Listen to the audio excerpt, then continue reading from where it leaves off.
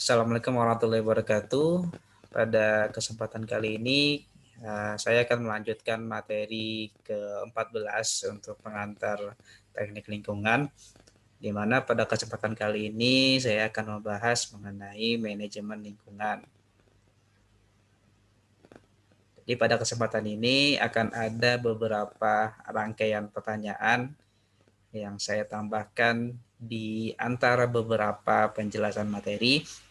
Jadi silakan nanti bisa dicatat, difoto setiap pertanyaannya untuk nanti dijawab pada selembar kertas, kemudian bisa kalian foto ataupun pindai, simpan dalam format PDF, dan nanti dikumpulkan melalui kolom penugasan melalui MS Teams.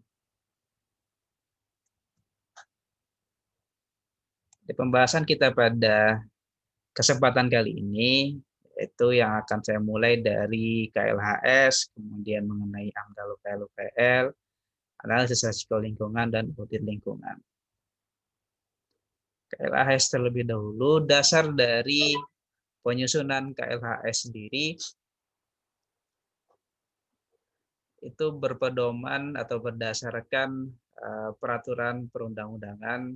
Jadi yang pertama dari Permen LH 9/2011 terkait pedoman umum KLHS atau kajian lingkungan hidup strategis. Kemudian Permendagri 67/2012 tentang pedoman pelaksanaan KLHS dalam penyusunan ataupun evaluasi rencana pembangunan daerah. Tujuan dari KLHS sendiri memastikan prinsip pembangunan berkelanjutan telah menjadi dasar dan terintegrasi dalam rencana pembangunan dan meningkatkan kualitas RPJMD sebagai upaya pelindungan dan pengelolaan lingkungan hidup. Kemudian pendekatannya sendiri untuk KLHS memiliki 3 nilai penting dalam penyelenggaraannya. Jadi yang pertama ada keterkaitan atau interdependensi, kemudian keseimbangan atau equilibrium, dan keadilan atau justice. Kemudian ada 6 prinsip dari KLHS terkait dengan bagaimana kerangka pendekatannya tadi.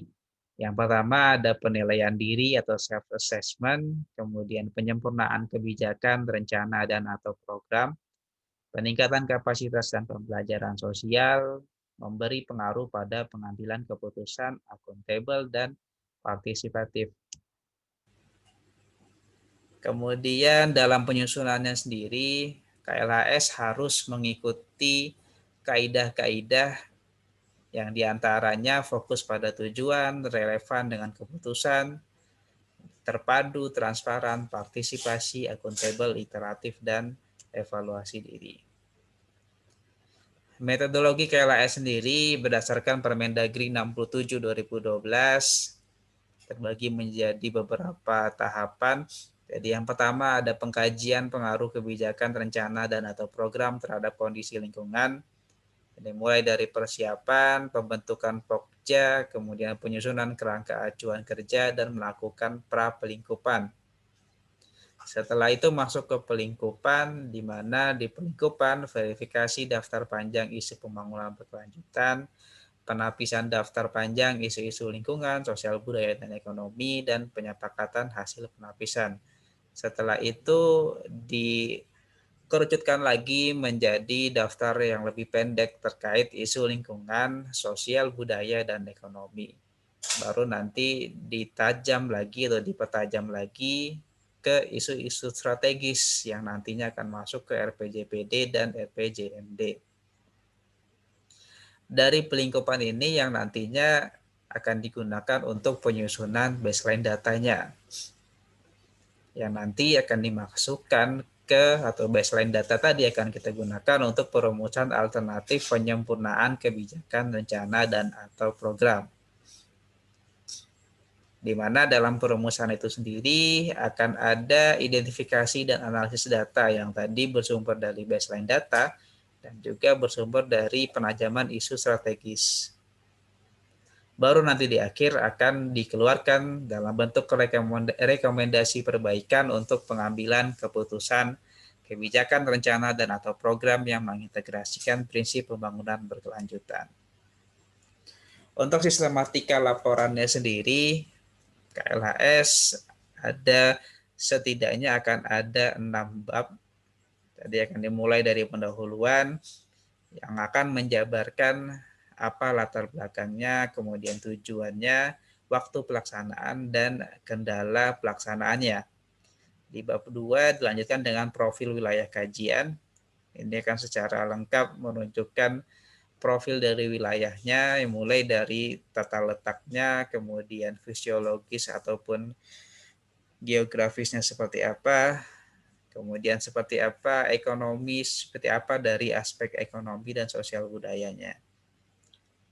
Kemudian tak lupa juga di profil wilayah kajian juga menjabarkan ringkasan bagaimana rancangan RPJMD-nya. Bab 3 yang nantinya sebenarnya masuk ke tahapan yang paling lengkap juga nanti atau paling banyak juga nantinya yang perlu dipersiapkan, yaitu proses lingkup kegiatan, metode, dan hasil pelaksanaannya yang dimulai dari tahap persiapan, kemudian pelingkupan, identifikasi dan analisis data, pengkajian, perumusan, baik itu perumusan mitigasi ataupun adaptasi dan ataupun alternatif, dan kemudian tutup dengan tahapan rekomendasi. Baru kemudian di bab berikutnya pengintegrasian rekomendasi KLHS, hasil pengawasan mutu, kesimpulan, dan nantinya ditutup oleh daftar pustaka dan lampiran. Berikut gambarannya bagaimana partisipasi pemangku kepentingan. Jadi dalam penyusunan KLHS akan diperlukan atau diwajibkan adanya partisipasi pemangku kepentingan di dalamnya. Kemudian dari beberapa tahapan-tahapan penyusunan KLHS sendiri, ada beberapa poin yang perlu dipertegas juga. Jadi yang pertama di tahapan pra-pelingkupan. Di tahap pra-pelingkupan itu tujuannya adalah mengidentifikasi isu-isu lingkungan sosial, budaya, dan ekonomi yang nantinya diharapkan di sini akan bisa diidentifikasi dalam bentuk daftar yang panjang. Sebelum nantinya di tahapan pelingkupan mulailah dilakukan verifikasi lagi daftar panjang tadi terkait isu berkelanjutan, baik itu dari dari berbagai macam sektor yang berbeda, kemudian berbagai macam wilayah yang berbeda, kemudian apakah ada dampak yang bersifat kumulatif jangka panjang, atau ada yang memiliki dampak yang luas terhadap berbagai pemangku kepentingan. Sehingga memang harapannya di tahap pelingkupan nanti akan dihasilkan daftar yang lebih pendek. Atau bisa dikatakan akan didapatkan program-program strategis. Pada tahapan pelingkupan ada beberapa metode yang digunakan. Jadi yang pertama di sini pelingkupan awal untuk mengetahui dampak terhadap pembangunan berkelanjutan biasanya menggunakan skala pembobotan 0 sampai dengan 3, di mana 0 di sini tidak berdampak, kemudian plus 1 itu kurang berdampak, plus 2 cukup berdampak, dan plus 3 sangat berdampak. Kemudian di metode kedua, uji silang isu ataupun program strategis berdasarkan kriteria dampak, baik itu dampak kumulatif, lintas sektoral, lintas wilayah, dampak jangka panjang, dampak luas terhadap pemangku kepentingan. Nantinya setiap kriteria akan diberi nilai 6 sampai dengan 1 dari manfaat sampai dengan resikonya. Yang ketiga, melakukan proses penghalusan atau smoothing menggunakan pembobotan persentase untuk dapat memperoleh hasil yang lebih realistis. Dasar dari pembangunan berkelanjutan sendiri adalah adanya suatu sistem yang akan saling terintegrasi dari setidaknya 3 aspek yang berbeda, dimulai dari aspek ekonomi, sosial, dan lingkungan. Jadi dalam kondisi yang existing, di mana sistem ekonomi, sosial, dan lingkungan itu masih belum seimbang, di sini digambarkan ekonominya masih lebih besar dibandingkan dengan sosial dan lingkungannya, Maka dengan adanya KLHS diharapkan adanya keseimbangan terkait bobot masing-masing aspek tadi. Dan nantinya dengan adanya prinsip keterkaitan dan keadilan sendiri, maka nanti akan ada marginnya lagi, akan ada beberapa singgungan-singgungan yang akan saling bertumpang tindih masing-masing aspek tadi, baik ekonomi, sosial, lingkungan, ataupun dari ketiga aspek yang berbeda tadi. Jadi pada fase pembangunan berkelanjutan itu sendiri, lihat dari aspek lingkungan, sosial, dan ekonomi, harapannya memang yang pertama berawal dari lebih dominannya atau lebih tingginya aspek ekonomi, kemudian coba diseragamkan, jadi bobot dari masing-masing aspek tadi sama, sampai nanti di finalnya atau di targetnya nanti diharapkan adanya saling keterkaitan satu sama lainnya dari ketiga aspek yang berbeda tadi. Kita masuk yang pertama, pertanyaan pertama, apakah perbedaan antara pra-perlingkupan dan perlingkupan pada KLHS? Jadi apakah perbedaan pra-perlingkupan dan perlingkupan? Kita lanjut ke pembahasan berikutnya mengenai AMDAL dan UKL-UPL. Jadi AMDAL ataupun Environmental Impact Assessment atau di kita dikatakan analisis mengenai dampak lingkungan, merupakan studi lingkungan untuk melihat besar dan pentingnya dampak suatu kegiatan terhadap lingkungan. Jadi di mana dampaknya itu sendiri atau aspek yang nantinya akan dilihat mulai dari aspek fisik seperti struktur tanah, geologi, bentang lahan, kimia, pencemaran air, udara, dan tanah, biologi, dampaknya terhadap flora ataupun fauna, hingga aspek sosial, ekonomi, budaya, dan kesehatan masyarakat. Bagian ahli kegiatannya sendiri dimulai dari adanya perencanaan. Jadi ada rencana suatu usaha ataupun kegiatan di lingkup suatu lingkungan, suatu sistem lingkungan, akan dilihat seperti apa dampaknya. Jadi apakah dia menimbulkan dampak atau tidak, atau dampaknya itu penting atau kurang penting. Ketika dia dari besaran dampak sendiri akan dibagi lagi menjadi apakah dia nanti masuk ke kategorinya UKL-UPL ataupun dia nanti masuk ke AMDAL. Kalau kita mengacu pada Permen LH 11 2006, jadi terkait usaha atau kegiatan wajib AMDAL, ada kategorinya terkait kegiatan-kegiatan yang memiliki dampak penting sehingga dia diwajibkan memiliki AMDAL.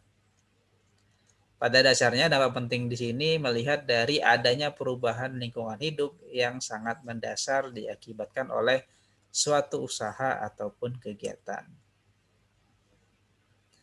Kemudian analisis mengenai dampak lingkungan atau AMDAL. Secara terminologinya, AMDAL itu sendiri akan terdiri dari ANDAL, RKL, dan RPL, di mana ANDAL di sini analisis mengenai dampak lingkungan, kemudian ada perencanaan pengelolaan lingkungannya, dan ada perencanaan pemantauan lingkungan. Jadi secara tidak langsung, kalau kita coba menyederhanakan suatu dokumen AMDAL, dia akan dimulai dari analisis dampak lingkungan yang mungkin muncul ketika dilakukannya suatu usaha ataupun kegiatan, kemudian adanya perencanaan terkait dampak-dampak tadi, bagaimana perencanaannya terkait dampak lingkungan yang dihasilkan. Kemudian perlu juga dilakukan pemantauan dari pengelolaan lingkungan tadi. Jadi harapannya memang dampak yang tadi mungkin muncul berhasil dikelola dan nanti juga dipantau juga. Diharapkan pengelolaannya sudah berjalan dengan baik sehingga dampaknya tidak muncul ataupun membahayakan lingkungan di sekitarnya. Secara lebih lengkapnya untuk dokumen AMDAL sendiri, setidaknya akan ada 5 dokumen penting. Pertama ada kerangka acuan atau KA, analisis dampak lingkungan atau ANDAL, rencana pengelolaan lingkungan RKL, rencana pemantauan lingkungan RPL, dan ada eksekutif summary-nya. Di kerangka acuan sendiri sebagai dasar pelaksanaan studi AMDAL, biasanya disusun sebelum kegiatan dilaksanakan, kemudian ada ANDAL dokumen yang membuat sesuatu studi dampak lingkungannya. Jadi nanti dimulai dari dampak-dampak secara umum dan nanti akan dikerucutkan menjadi dampak-dampak khususnya. Kemudian RKL, upaya pengelolaan lingkungan untuk mengurangi dampak negatif dan meningkatkan dampak positif. RPL, pemantauan untuk melihat kinerja upaya pengelolaan. Dan eksekutif summary, ringkasan dokumen AMDAL, RKL, dan RPL. Tahapan studi AMDAL sendiri dimulai dari penyusunan kerangka acuan, kemudian uraian rencana kegiatan, biasanya dalam feasibility study, kemudian identifikasi dampak, zona lingkungan awal atau environmental setting, kemudian prediksi dampak, dan asesmen dan mitigasi dampak.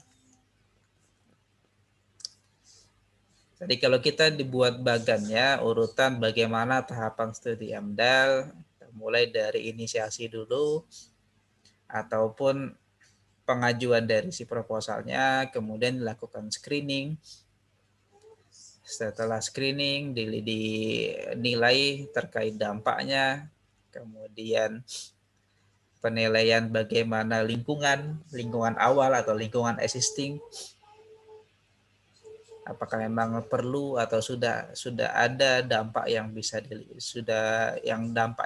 ditemukan. Kemudian dalam penilaian dampaknya akan melakukan scoping, kemudian ada penilaian terkait dampak ataupun prediksi dari dampak yang mungkin muncul, kemudian melakukan mitigasi, jadi perencanaan pengelolaan dampaknya, kemudian pelaporan ataupun statement terkait dampak lingkungannya, di mana keempat tahapan ini nantinya akan melibatkan masyarakat, khususnya masyarakat yang memang terkena dampak secara langsung. Setelah itu masuk ke tahapan reviewing yang masih melibatkan masyarakat juga, untuk nanti tahapan decision making, apakah nanti di-approve ataupun tidak di-approve. Kalau di-approve akan ada monitoring dan akan ada audit lingkungan. Kemudian untuk kerangka acuan ataupun term of reference atau TOR, dia dibuat berdasarkan studi kelayakan atau feasibility study, merupakan dasar pelaksanaan studi AMDAL. Jadi contohnya dalam bentuk daerah studi, jumlah dan lokasi sampel, isu utama yang akan timbul. Jadi misalnya adanya masalah kualitas udara yang akan berdampak ke kondisi sosial dan kesehatan masyarakat.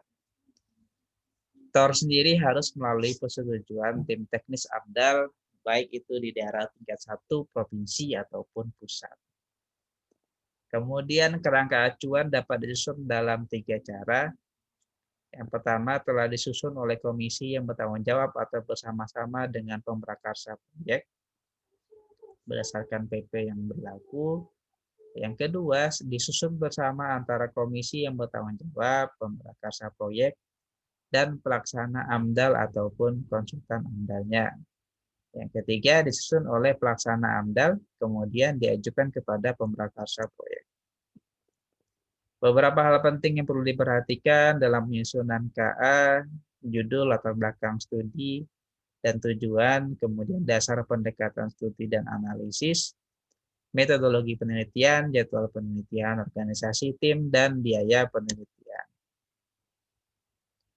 Sistematikanya sendiri untuk penyusunan KA, dari pendahuluan, kemudian ruang lingkup, Jadi ruang lingkup di sini akan masuk mulai dari lingkup rencana, rona lingkungan seperti apa, pelingkupan wilayah, waktu, kemudian untuk metodenya, metode pengumpulan, metode yang analisis yang akan digunakan, metode perakiraan dampaknya seperti apa, metode evaluasi dampaknya seperti apa. Pelaksanaan studi akan dimulai dari pemrakarsa, penyusun studi AMDAL, biaya, dan waktu studi. Kemudian untuk RKL atau rencana pengelolaan, dia disusun berdasarkan studi AMDAL-nya. Jadi secara posisinya AMDAL itu dimulai dari bagaimana usulan proyeknya, nanti akan menghasilkan hasil pendugaan dampak. Dari situ akan dibuat atau akan disusun RKL-nya. Dari RKL akan terkait juga dengan RPL-nya, rencana pemantauan. Kemudian dari rencana pemantauan akan ada aktivitas pemantauan, akan ada hasil pemantauan. Kemudian dari LKL sendiri akan ada aktivitas pengelolaan yang nanti hasilnya adalah bagaimana kualitas lingkungannya. Materi substansi yang diuraikan dalam pengelolaan lingkungan, komponen lingkungan dampak dan sumber dampak, tolak ukurnya, tujuan rencana pengelolaan, pengelolaan lingkungan, lokasinya, periodenya, pembiayaan, sampai dengan ke institusinya, siapa yang melaksanakan, siapa yang mengawas, siapa yang melakukan pelaporan. Kemudian rencana pemantauan lingkungan atau RPL. Menurut Dwinker 1983, pemantauan itu pengukuran berdasarkan waktu atau pengulangan pengukuran pada komponen ataupun parameter lingkungan pada waktu tertentu. Kegunaannya untuk menguji pendugaan dampak, mendapatkan efektivitas dari aktivitas atau teknologi pengolahan untuk mengendalikan dampak negatif, untuk mendapatkan tanda peringatan sedini mungkin terkait adanya perubahan lingkungan, dan untuk mengumpulkan bukti-bukti menunjang tuntutan ganti rugi.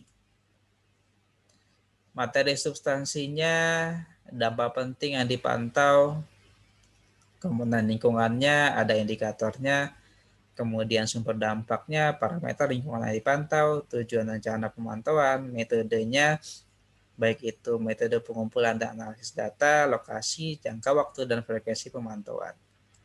Dan juga sampai ke institusi pemantaunya, siapa pelaksana, pengawas, dan pelaporannya nanti kemana. Kita masuk ke pertanyaan kedua.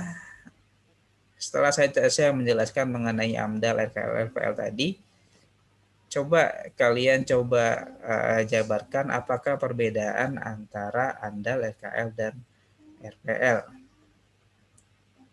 Apakah perbedaan antara AMDAL, RKL, dan RPL. Kita masuk ke pembahasan berikutnya, analisis risiko lingkungan. Analisis risiko lingkungan, prosedur yang digunakan untuk mengkaji pelepasan dan peredaran produk genetik dan pembersihan limbah B3. Risiko lingkungan sendiri, faktor atau proses dalam lingkungan yang mempunyai kemungkinan atau probability tertentu untuk menyebabkan konsekuensi yang merugikan manusia dan lingkungan. Proses prediksi kemungkinan dampak negatif yang terjadi terhadap lingkungan sebagai akibat dari kegiatan tertentu. Yang menjadi latar belakangnya adalah kelemahan dalam kewajiban memiliki AMDAL. Jadi kalau AMDAL itu sifatnya pencegahan sebenarnya, sedangkan analisis risiko lingkungan itu ketika memang kegiatannya sudah berjalan. Jadi meskipun AMDAL-nya sudah lolos, bisa jadi akan ada potensi dampaknya yang ini coba diselesaikan dengan analisis risiko lingkungan. Tahapan-tahapannya sendiri untuk analisis risiko lingkungan dimulai dari pengkajian risiko, pengelolaan risiko, dan komunikasi risiko. Pengkajian, mengidentifikasi bahayanya, kemudian melakukan penaksiran besaran konsekuensi dampak atau akibatnya, dan penaksiran adanya potensi dampak yang muncul yang nantinya memang sebenarnya dampak di sini tidak diinginkan. Kemudian yang kedua, pengelolaan resikonya dimulai dari evaluasi resikonya atau seleksi resiko yang nantinya membutuhkan pengelolaan. Kemudian identifikasi pemilihan pengelolaan risiko, pemilihan tindakan untuk pengelolaan, dan pengimplementasian tindakan yang dipilih. Baru nanti tahapan berikutnya komunikasi risiko, pertukaran informasi dan pendapat berkenaan dengan risiko. Pada perusahaan sendiri, analisis risiko lingkungan dalam bentuk diagram alir ataupun dibuat dalam bentuk audit lingkungan. Jadi perbedaannya sendiri terkait audit lingkungan ataupun AMDAL, audit dilakukan setelah kegiatan ataupun usahanya sudah berlangsung atau sudah berjalan. Dia sifatnya kontinu pada periode waktu tertentu, yang dia memang biasanya ditentukan oleh si pemerakarsanya atau si pemilik kegiatan atau usaha. Kemudian yang ketiga, cakupan masalahnya hanya pada kasus atau hal yang sedang dihadapi dan sifatnya sukarela dan tidak dibuka. Jadi sifatnya memang rahasia. Sedang untuk AMDAL sendiri dilakukan sebelum kegiatan karena sifatnya perencanaan, syarat untuk keluarnya suatu izin lingkungan. Kemudian dilakukan hanya sekali sebelum kegiatan. Cakupan masalahnya lebih lengkap dibandingkan dengan audit lingkungan. Jadi dia berbagai macam aspek yang dibahas di situ. Dampak yang dilihat memang dampak jangka panjang. Kemudian yang keempat, AMDAL bersifat wajib terbuka karena adanya keterlibatan masyarakat di dalamnya. Masuk ke pertanyaan ketiga, tadi ada saya sebutkan 3 tahapan-tahapan analisis resiko lingkungan. 3 tahapan analisis resiko lingkungan, silakan nanti dituliskan. Itu mungkin yang bisa saya sampaikan pada kesempatan kali ini. Untuk pertemuan berikutnya kita akan masuk ke ujian akhir semester. Materi akan saya siapkan dari keseluruhan materi yang sudah saya presentasikan. Semoga bisa dipahami dan apabila masih ada pertanyaan ataupun tanggapan bisa disampaikan melalui platform-platform seperti biasa, apakah itu melalui grup WhatsApp, MS Team, portal, ataupun nanti melalui channel YouTube saya. Kurang lebihnya mohon maaf. Assalamualaikum warahmatullahi wabarakatuh.